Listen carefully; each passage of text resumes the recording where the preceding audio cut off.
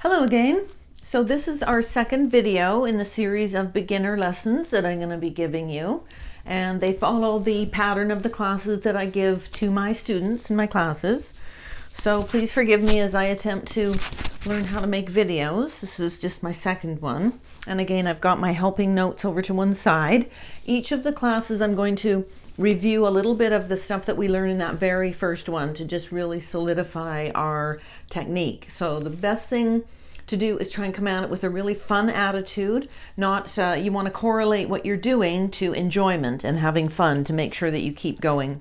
So there's one important tip that I tell people is to go online and just Google or whatever search engine you are, just the title of a song and then ukulele chords, and try to find songs that you really like. Even if they're more challenging than you're ready for, you can still try and work on them a little bit, and that'll keep you motivated to play. And time spent on your instrument is going to help you with every other aspect of it. So just a bit of time. So you want to have a correlation between time spent and improvement. So if you practice 15 minutes a day, it's much better than trying to just do a 1 hour thing, crash course on the weekends or something like that. So try and pick up your instrument, make sure it's out of its case, and so let's get the sort of the review going. I've got it across my body at a 45-degree angle. Now, something I don't think I mentioned in that first video was that as a beginner, having a good sight line here to the strings can be difficult. So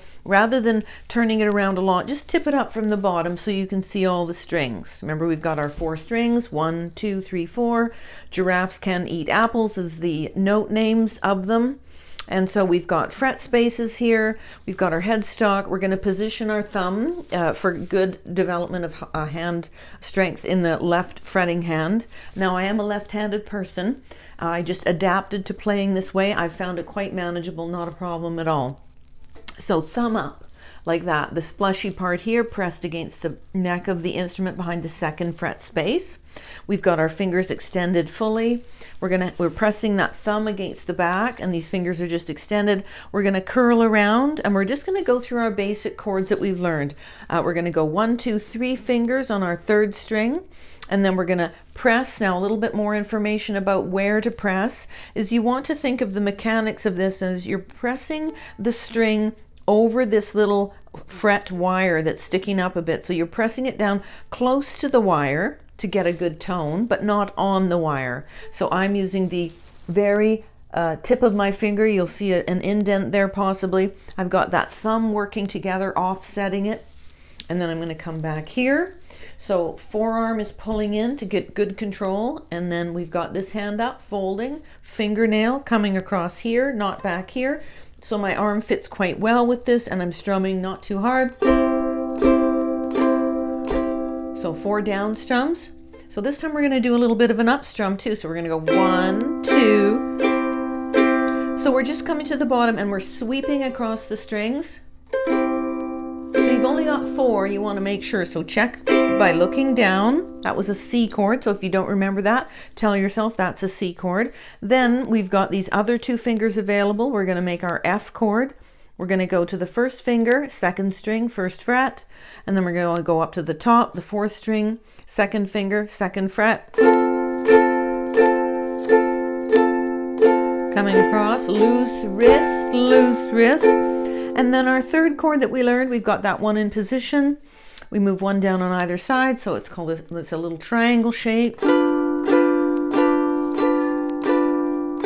And then we go home.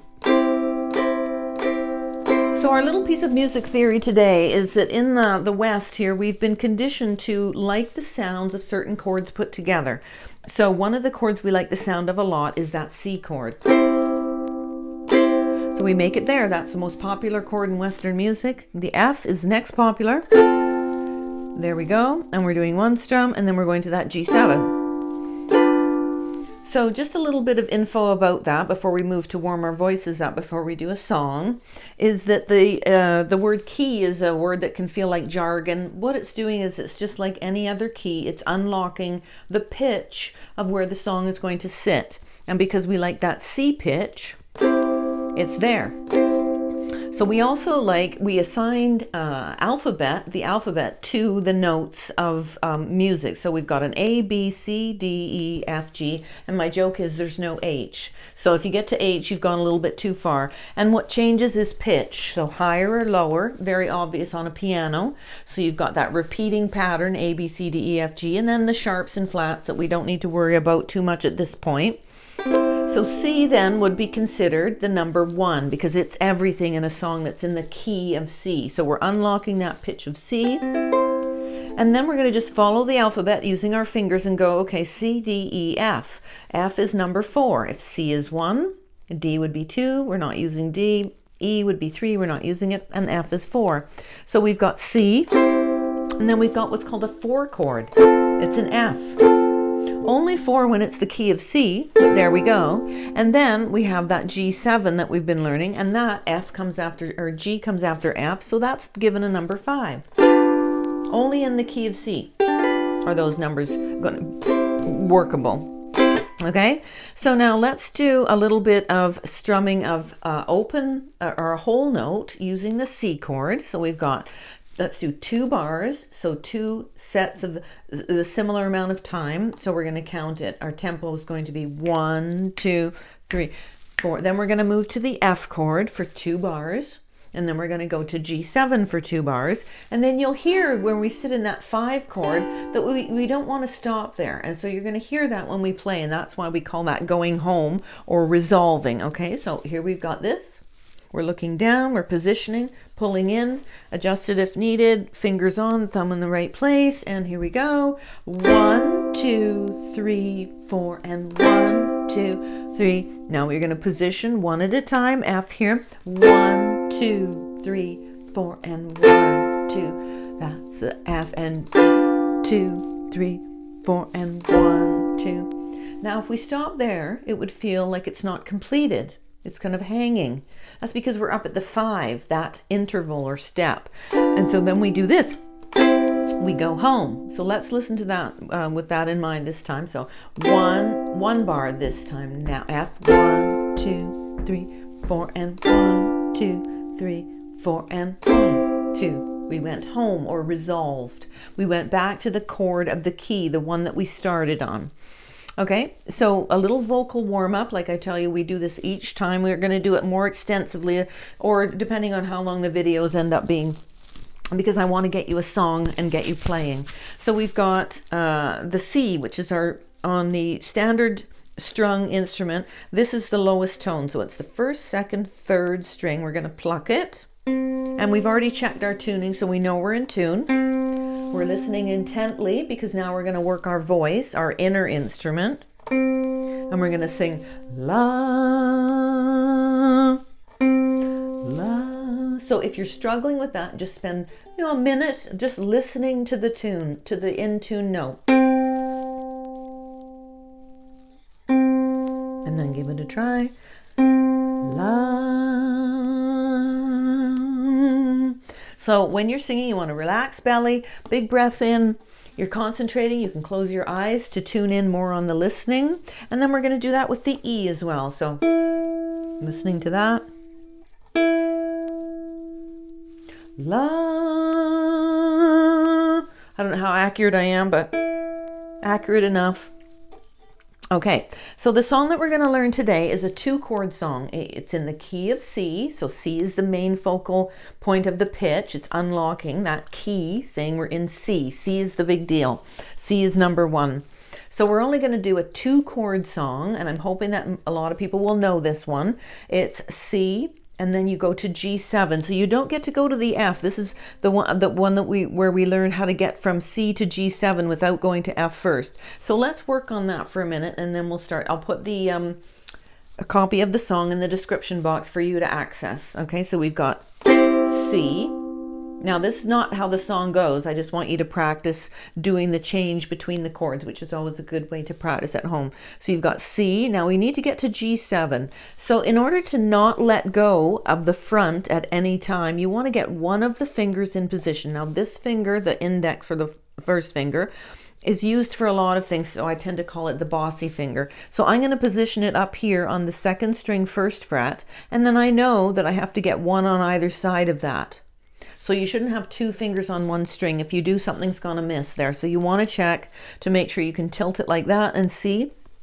Now let's strum that. 2, 3, another strum. And we're going to just do all down strums to keep it nice and simple. And then we're going to go home back to C for 2 bars. 2, 3, 4, and 1, 2. So bar or measure is the word that's used to describe like a certain length of time in music. We're doing most of our songs in what's called 4/4 time. So there's 4 beats in each bar or measure. So 1, 2, 3, 4, and then what can change is tempo. So you could be going 1, 2, 3, 4, 1, 2, 3, 4, or 1, 2. But in 4/4 time, there's always going to be 4 bar beats in those. And that doesn't mean how many sounds you're going to make. It's just that behind the scenes, that's always that, depending on the tempo. Okay, so we're going to be doing He's Got the Whole World in His Hands.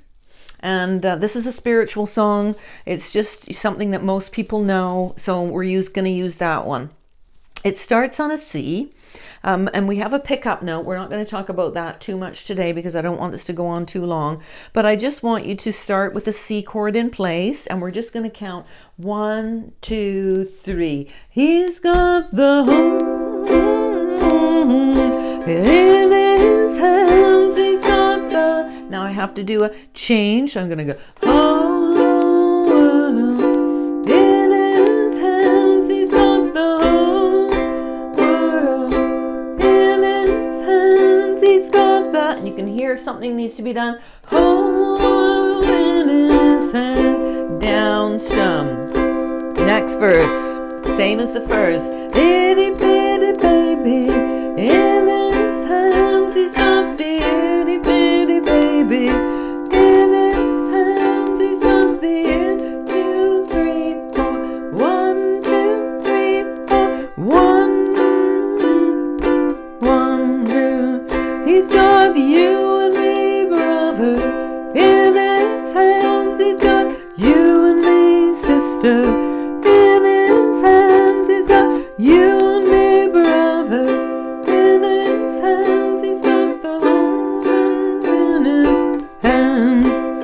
He's got the ukulele players in his hands. He's got the ukulele players in his hands. He's got ukulele players in his hands. He's got the whole world in his hands.